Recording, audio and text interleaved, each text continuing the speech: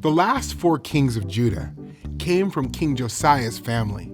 His 3 sons, Jehoahaz, Jehoiakim, and Zedekiah, and his grandson, Jehoiakim, each ruled as the king of Judah for a short time. Jehoahaz was not king for long. He did what was evil. And the king of Egypt came and made Jehoahaz a prisoner. Oh no. The king stole silver and gold from Jehoahaz. Then he put Jehoahaz's brother Jehoiakim on the throne. Oh. When Jehoiakim was king of Judah, he too did what was evil.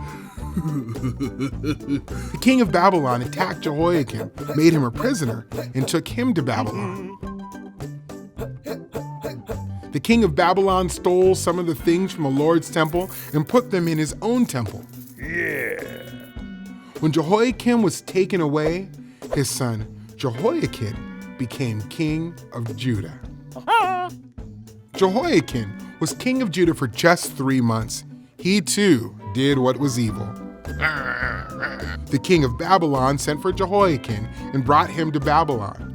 The king of Babylon made Jehoiakim's uncle Zedekiah king of Judah. Like his brothers, Zedekiah did what was evil. He led the people of Judah to do evil things too. The prophet Jeremiah warned Zedekiah that God would punish him, but Zedekiah did not listen. No. God was angry with the people of Judah. They sinned and did not obey God, but God loved his people. He wanted them to turn back to him. God sent prophets to warn the people, but the people did not listen. Finally, it was time to punish the people of Judah for their sin. God allowed the king of Babylon and his army to attack Judah. Oops. Many of the people died. The king of Babylon took everything out of the Lord's temple and carried it back to Babylon. Then the king and his army burned the temple.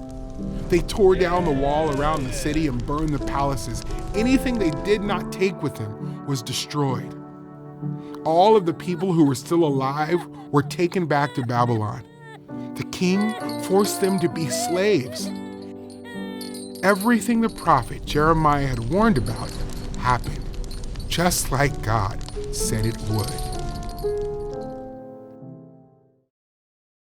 God was right to punish his people for their sin, but he kept his promise to provide a king through David's family. Ultimately, God punished our sin through his son Jesus and made him our king forever.